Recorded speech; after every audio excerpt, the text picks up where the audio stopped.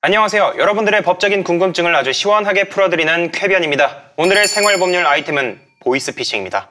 오늘 이에 관련해서 아주 법적으로 잘 설명을 해주실 강성신 변호사님 모시겠습니다. 안녕하세요. 강성신 변호사입니다. 보이스피싱에 대해서 또 시원하고 통쾌하게 여러분들의 궁금증을 풀어드릴게요. 보이스피싱 또는 스미싱, 정말 꾸준하고 다양한 방법으로 여러분들의 일상생활 속에 침투해 들어가고 있는데요. 가장 흔한 건 내가 그 중앙지검 수사관인데 당신이 금융범죄에 연루됐으니까 뭐 돈을 뭐 어떻게 해라, 뭐 이런 전화나 문자가 있고요. 이 밖에도 최근에 코로나19와 관련된 검진받으러 오라고, 자가격리 대상자라고 막 이상한 것들을 보내면서 이렇게 스미싱 하는 경우가 많다고 하네요. 간단히 이렇게 보이스피싱 종류에 대해서 조금 설명을 드렸는데, 강성신 변호사님께서도 아는 또 사례가 있다면 좀 더 설명해 주시기 바랍니다. 참 이 지능범죄들의 종류 이런 것들이 계속 진화하고 있다는 게 진짜 문제예요. 저는 이런 생각이 들어요. 얘네들은 이 좋은 머리를 왜 여기다가 사용을 할까? 제가 좀 몇 가지 설명을 드려볼게요. 아까 말씀하셨다시피 뭐 스미싱 같은 거 너무 많죠. 너무 많아요. 그리고 이 사람들은 특히나 시기를 탑니다. 우리 이제 뭐가 오죠? 한가위. 네. 민족 최대 명절 한가위가 오잖아요. 그렇군요. 그럼 그 한가위를 또 이용을 하는 거예요. 네. 그래서 뭐 명절 선물 배송 문자 뭐 이렇게 해가지고 그러게요. 우리가 요즘에는 기프티콘 이런 걸로 굉장히 편리하게 문자나 카톡 이런 메신저들을 통해서 선물을 주고받을 수 있단 말이죠. 맞습니다.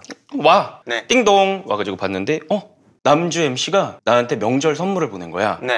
그래가지고 뭐 어떻게 보내요? 보냈으면 그걸 받고 내가 내 배송 주소나 개인정보들을 그렇죠. 입력을 해야지 입력을 해야죠. 이게 배송이 온단 말이에요. 내 걸 다 입력했네? 알고 보니까 스미싱 사기 뭐 이런 것도 있고. 근데 교묘한데요, 정말? 그러니까 이건 막 사람이 심리 자체가 당할 수도 있을 것 같아요. 기쁘잖아요. 네. 내가 남주한테 이렇게 잘했었나? 뭐 이러면서 어마어마한 걸 막 저한테 주는 거예요. 막 소고기 한우 1뿔뿔로. 네. 근데 눌러보니까는 스미싱 사기. 그리고 제일 어떻게 보면 좀 고전적인 클래식한 방식이 이제 수사관. 사칭해가지고. 클래식하지만 무섭죠. 그렇죠. 왜냐면 사람들이 이것도 또 마찬가지로 심리를 이용한 거란 말이에요. 네. 저는 평생 한 번도 죄를 짓고 살지 않았어요. 정말 담을 쌓고 살았는데 갑자기 대검 막 뭐 어쩌고저쩌고 하면서 막 우와 지능 범죄 수사 제가요? 제가 걸린 건가요? 이러면서 또 이제 넘어가는 거예요. 네. 쉽게 얘기하면은 쪼그라들어가지고 위축돼가지고. 그리고 이제 또 아까 얘기했던 내 가족이 무슨 일이 당했다고 하면은 얼마나 또 이게 일반적인 심리에서 접근하기 힘들다라는 거죠. 맞습니다. 엄마가 사고를 당했는데 저 왜 여기서 연기를 하고 있죠? 죄송합니다. 엄마가 사고를 당했는데 진짜 급하게 송금이 좀 필요해라고 하면은 저 같은 효자들은 당연히 어머님 알겠습니다. 얼마가 필요하신가요? 이렇게 알고 보니까 또 보이스피싱. 그렇죠. 근데 그리고 이 요구하는 금액이 이게 너무나 터무니없는 금액을 요구하지는 않는다고 합니다. 이 사람이 당장 보낼 수 있는 뭐 그냥 몇백만 원 수준. 그거 없어? 그러면 나 그 50만 원이라도 보내봐. 너무 급해서 그래. 이런 식으로 한다고 하네요. 그러니까 이런 경우에도 뭐 팁이라고 할 것도 없어요. 이런 경우에는 한번 전화해보세요. 직접. 그러니까 어머니한테. 어머니한테 직접 전화해보시면 어머니가 응? 무슨 돈? 난 네 코모도 돈 필요 없는데? 이러실 수도 있다고. 근데 이게 하도 이 보이스피싱 범죄자들이 여러 명한테 전화를 걸면은 그 받는 여러 사람들이 좀 여러 상황들이 있을 거 아니에요. 근데 이렇게 강 변호사님께서 말씀하신 것처럼 이 전화가 돼요. 통화가 되면은 문제가 없이 그냥 끝나는 건데 이게 또 안 되는 경우가 있단 말이에요. 전화가 안 돼가지고 그 사람이 도대체 어떤 상황인지 알 수 없으면요 마음이 더 급해지는 거예요. 처음에는 이거 보이스피싱이지 라고 하고 전화를 끊고 나서 에이씨 뭐 그래도 뭐 겸사겸사 안부 인사나 하자 라고 딱 부모님한테 전화를 걸었는데 하필 안 받으셔. 그러면은 엄마가 진짜로? 진짠가? 하고 마음이 이렇게 떨리게 되는 거죠. 진짜 이게 사람들의 심리를 어찌나 악용을 하는지 정말 치가 떨립니다. 치가 떨리고요. 그리고 금융기관을 사칭해가지고 있는 유형 중에 하나가 또 있는 이렇게 대출을 대출을 미끼로 전화를 하는 거예요. 그래서 보통 우리가 막 조금 경제적으로 어려운 분들이 있을 수 있잖아요. 뭐 이런 사람들한테 초저금리로 해가지고 대출이 가능하다. 그럼 대출을 어떻게 받는데요? 저희가 알려드리는 앱을 설치하면은 대출이 굉장히 간편하고 쉽게 이루어진다라고 해서 그 앱 설치하는 순간 또 쭉쭉쭉. 그러니까 이런 경우도 지금 보고가 되고요. 그리고 자녀를 내가 데리고 있다. 납치 상태다. 이러면은 멀쩡할 부모가 어디 있겠습니까? 맞습니다. 저희 부모님도 이제 제가 납치됐다는 전화를 받으시고 굉장히 진짜로요? 굉장히 현실에서? 네, 현실이에요. 물론 돈을 송금하진 않았지만 그때 말씀 들어보니까 그래서 그 범죄자한테 그럼 내 아들 목소리 들려줘 라고 했더니 어떤 20대 남성의 목소리를 들려줬대요. 그랬더니 남성이 엄마 하고 울고 있었다고 합니다. 근데 사람이 이제 막 울먹거리면서 소리를 지르면 목소리가 또 다 비슷해 보이잖아요.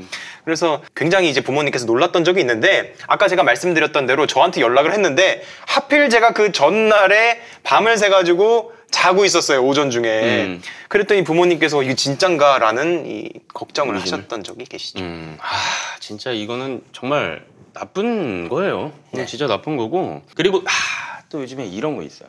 취업 알선 아르바이트라고 해가지고 전달책을 모집하는 유형들이 또 최근에 있는데 이런 거예요. 고액 알바. 그럼 이제 또 우리 청년 이제 좀 뭐 실업자라든지 어려우신 분들은 이런데 혹한단 말이에요. 네. 청년 알바, 막 배송 알바, 막 고액 알바 이런 어떤 미끼 어구들로 해서 네. 하루에 이제 이런 거를 알선을 하면은 거기에 대한 수수료를 준다라고 하고 제안을 해요. 이러한 제안을 받아가지고 내가 거기에 그대로 넘어가게 되면은 알고 봤더니 네. 이 돈을 쉽게 생각하면 사취하는 네. 이제 그런 경우들이 있는데 이거는 일단 마음대로 직업을 알선할 수 없는 사람이 알선을 하는 것도 일단 첫 번째가 네. 문제가 되고요. 여기에 가담하는 것도 단순 가담하는 것도 뭐 경우에 따라서는 방조가 될 수가 있으니까 그렇군요. 이런 거에는 특히 좀 전달책 역할을 제안받았을 경우에는 특히나 좀 유의를 하셔야 돼요. 그리고 또 제가 한 가지 추가로 말씀드리고 싶은 거는요. 이 많은 시청자들이 유튜브와 이 인스타 뭐 이런 SNS 이벤트에 참여를 하십니다. 그리고 공개적으로 많이 보이는 그 댓글란에다가 자신의 이름 그리고 메일 주소, 이름은 아니더라도 닉네임과 메일 주소가 남아있으니까 이런 것을 남기면서 이벤트 참여합니다. 이렇게 댓글들을 달고 계십니다. 그런데 이걸 노리는 거죠. 예를 들어서 뭐 MC 강변의 이 유튜브 채널에서 이벤트를 한다라고 한다면 사람들이 거기다 다 댓글을 쫙 다는데 이제 이 스미싱 범죄자들이 그거를 싹 긁어가지고 그 주소로 다 메일을 보내는 겁니다. 뭐라고 보내냐면 당첨! MC 강변의 이벤트 당첨되셨습니다. 받으실 주소, 이름, 전화번호 다 적어라. 그럼 이거를 그렇구나. 왜냐면 메일이 MC 강변으로 오니까요. 그래서 거기다가 다 자기 걸 적는 거죠. 그러면은 개인정보 유출되고 그걸 통해 가지고 또 뭐 또 설치하는 거 뭐 있으면은 또 거기에 또 해킹 툴이 심어지고 참 이런 일이 있기 때문에 만약에 공개적인 장소에다가 본인의 메일 주소를 쓰셨다라고 한다면은 거기서 오는 메일을 전부 다 믿지는 마시고 정상적인 그런 양식인지를 확인하시고 이벤트에 참여하시기를 바라겠습니다. 그리고 일단 뭐를 내려받으라고 하면은 조금 의심해봐야 돼요. 맞아요. 특히나 요즘에는 코로나19 사태 때문에 네. 우리가 많은 정보 문자들을 받고 하잖아요. 이 정보 문자에 쉽게 얘기하면 진위 여부를 가를 수 없을 정도로 정교하게 막 스미싱 이런 것들이 일어나고 있단 말이에요. 네. 그러니까 뭔가를 내려받으라고 추가적으로 내려받으라고 할 때는 우리가 1차적으로 딱 경각심을 가지고 접근을 해야 될 것 같아요. 네. 네. 자, 이 보이스피싱 범죄자들은 정말 잡기가 힘들다라고 하고 있습니다. 이들을 추적하는 방법, 이들을 잡았을 경우에는 어떤 처벌을 받게 되는지 혹시 알고 계시나요? 지능범죄수사팀이 맞는 경우가 많아요. 네. 그리고 조직들이 한국에 없는 경우가 많아요. 그래도 뭐 모집책이나 뭐 전달책, 네. 그러니까 대면이 필요한 경우에서는 또 이제 한국에서 네. 일어날 수 있다는 거죠. 그래서 이런 대면이 필요한 역할을 하는 자들은 사실 검거가 조금은 더 용이하겠죠. 왜? 한국에서 활동을 하니까 뭐 CCTV를 통해서 걸릴 수도 있고 쉽게 얘기하면 뭐 인출하는 애들이 있을 거 아닙니까? 네. 그런 애들은 조금 더 잡기가 쉬운데 저기 어디 뭐 필리핀 그런 데들에 있는 어떤 수괴들이나 네. 이런 사람들은 현실적으로 검거가 쉽지 않죠. 그러겠죠. 근데 보이스피싱은 뭐가 재밌냐면요. 줄줄이 사탕으로 나오는 경우들이 있어요. 예를 들면 전달책이 잡혔단 말이에요. 막 뭐 인출하다가 CCTV에 걸려고 잡혔어. 잡혔는데 쉽게 얘기하면은 막 자백 같은 걸 하면서 네. 자기들의 공범. 왜냐면 이거는 누가 봐도 명명백백하게 이 유인한 사람 혹은 인출을 한 사람 혼자서 이 범죄를 도저히 저지를 수가 없어요. 이 범죄는. 못하죠. 네. 뭐 폭행 이런 게 아니기 때문에 그래서 이거는 논리적으로 봐도 상식적으로 봐도 공범들이 있단 말이에요. 네. 그러니까 그런 거에 대한 수사를 집중적으로 하면서 이제 잡힌 사람이 자백을 해서 추가적으로 수사의 단서가 나오는 경우들도 있죠. 결국에는 말씀하신 것을 좀 종합해서 제가 추측해 보건데 이 수장들은 잡기 힘들고 범죄 조직원들만 좀 잡힐 가능성이 높아 보이네요. 이렇게 해가지고 근데 줄줄이 걸려 나올 수는 있죠 또.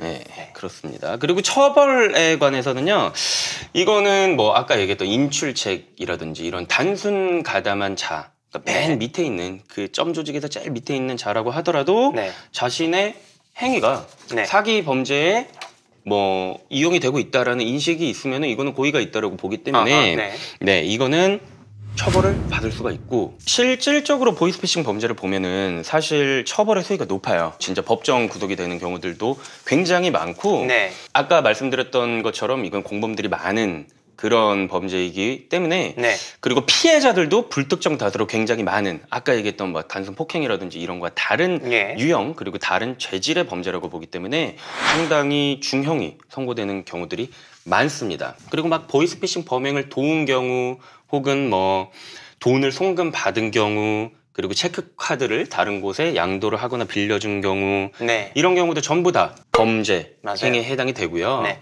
우리가 이거 쾌변에서 한번 다뤘었나 했을 텐데 범죄 단체 조직죄라는 게 있어요. 예. 조직 폭력배들 있었잖아요. 예. 이 조직 폭력배들을 소탕하기 위해서 제정된 법이라고 해요. 그래서 이제 범죄 단체 조직, 범죄 단체를 정말 조직하면은 적용이 되는 그런 죄인데, 지금 같은 경우에는 혹은 과거 같은 경우에는 보이스피싱에도 네. 동죄를 적용을 해서 이제 처벌을 시키는 경우가 있었고, 이것도 굉장히 처벌의 수위가 높거든요. 네.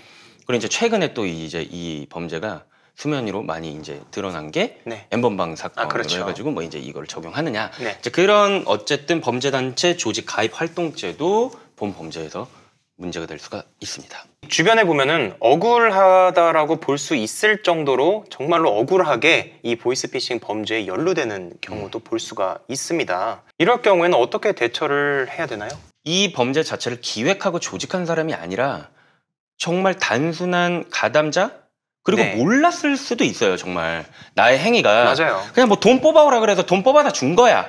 근데 알고 보니까 이게 보이스피싱 사기 범죄로 인한 범죄 수익금이었어. 네. 진짜 이 경우에는 아예 고의가 없을 수 있단 말이에요. 그러니까 아예 고의가 없으면 사실 공범은 아니죠. 네. 정확히 얘기하면은 이제 뭐 미필적으로라도 인식이 없었다라면 진짜 이 사람은 공범으로도 해당이 되지 않겠지만, 예. 그럼에도 불구하고 뭐 아까 얘기했다시피 단순 알바, 뭐 고액 알바 막 이런 거에 현혹돼서 만약에 이러한 범죄를 했으면 예. 이거는 뭔가 좀 잘못되는데, 뭔가 좀 이상한데? 라고 하면은 미필적 고의로라도 인정이 될 수 있단 말이에요. 어느 정도는 네. 생각을 그렇게 할 수 그럼 뭐 있으니까. 이제 뭐 방조범도 뭐 될 수가 있는 예. 거고. 그렇기 때문에 일단 이런 게 본인들한테 뭐 의뢰라고 해야 되나요? 그리고 또 제의가 들어왔을 때에도 일단 이건 좀 수상하다. 혹시 보이스피싱 범죄에 연루가 되는 건 아닐까? 이런 좀 합리적인 의심을 네. 해보셨으면 좋겠고, 막 고액 알바 이런 거라고 하면 한 번쯤은 의심해보세요. 괜히 고액이 아니겠죠. 네. 그냥 단순하게 현금 인출해주고 뭐 이랬는데 네. 엄청나게 많은 수수료를 줘. 이상하잖아요, 일단. 그러니까요. 네, 좀 조심하셔야 됩니다. 그렇죠. 왜냐? 이것도 연루가 되기 시작하면은 본인도 네. 처벌을 받을 가능성이 분명히 있기 때문에 좀 조심을 하셨으면 좋겠고, 만약에 이러한 뭐 공고나 혹은 뭐 모집하는 행위에 자기가 뭐 가담을 했다. 네. 이미 일어난 일이다. 라고 하더라도 즉시 좀 뭐 법률 전문가와 상담을 해보시거나 네. 수사기관에 차라리 네. 자기가 자발적으로 먼저 가세요. 이렇게 되면 자백이 되는 거거든요. 그렇죠. 그 사람이 진짜 이게 범죄 행위에 연루가 됐어요. 그리고 인식도 미필적으로라도 있었어. 네. 그러면 진짜 수사기관에 가서 이거를 먼저 얘기를 하면 이건 자백이 되는 거기 때문에 네. 본인한테 훨씬 더 유리하게 나중에 작용을 할 수가 있어요. 그렇군요. 그러니까는 법률 전문가와 상담을 해보시는 거를 저는 추천을 드리고, 저희 쾌변 게시판에 올려주세요. 쾌변 게시판에 맞아요. 올려주시면 제가 뭐 이런 식의 답글을 달아드릴 수 있을 것 같아요. 변호사님 어떡하죠? 라고 하면은 일단 뭐 그때 보냈던 뭐 이력서라든지 혹은 뭐 대화 내역 같은 거 네. 한번 있으면은 제가 검토해 볼게요. 라고 해서 검토를 해봤어요. 검토를 해봤는데 진짜 이 사람은 고의가 없었어. 네. 이런 경우에는 또 무죄를 우리가 주장할 수 있기 때문에 일단 대화 내역 같은 것도 전혀 삭제를 하지 않으셨으면 좋겠고 네. 어떻게 해서 이걸 내가 알게 됐는지 그런 경위 같은 것도 본인이 좀 알아두셨으면 좋겠습니다. 그렇다면은 만약에 이 보이스피싱으로 인해서 피해를 입었다라고 한다면 피해액을 다시 돌려받을 수 있나요? 그런 길이 있을까요? 그게 가장 우리한테는 현실적으로 중요한 문제겠죠. 예. 내가 진짜 보이스피싱으로 인해서 상당한 금전적 피해를 봤는데 이걸 어떻게 돌려받을까? 근데 보이스피싱이 단순히 이제 가해자 피해자만의 문제가 아니라 이게 사회적 문제라고 보고 있단 말이에요. 이건 사회적으로 큰 문제가 되고 있다라고 해서 일단은 뭐 국가기관뿐만 아니라 금융기관에서도 보이스피싱을 도와줄 수 있는 어떤 절차들을 마련을 해두고 있어요. 만약에 이미 송금이나 이체를 했다면 계좌 지급 정지를 요청을 하셔야 됩니다. 계좌 지급 정지를 본인이 사용하고 있는 은행이나 혹은 고객센터 그리고 뭐 경찰한테도 신고할 수 있겠고요. 예. 금융감독원 이런 그 기관들에다가 내 계좌의 지급을 정지하도록 이제 요청을 할 수가 있겠고요. 그렇게 되면 이제 피해금을 환급해주는 절차들이 있어요. 이제 그거는 저희가 이제 자막으로 쭉 띄워 드릴게요. 예. 깔끔하게. 알겠습니다. 네. 이 보이스피싱은 나이 많으신 어르신들만 당한다라는 고정관념을 아직도 갖고 계신 분들이 계신데요. 실제로 보이스피싱 범죄에 당하는 사람들 중에 20대, 30대도 많다고 합니다. 그러니까 이걸 보시는 시청자 여러분들께서도 나는 어르신은 아니니까 나는 안 당하겠지 이렇게 생각하지 마시고 조심하시고 항상 경각심을 유지하셔야 될 것 같습니다.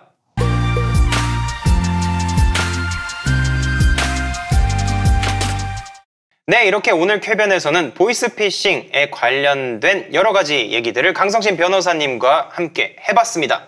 감사합니다. 네, 시청자분들께서도 시청해주셔서 정말 감사드립니다. 그리고 구독과 좋아요 한 번씩 해주세요. 감사합니다.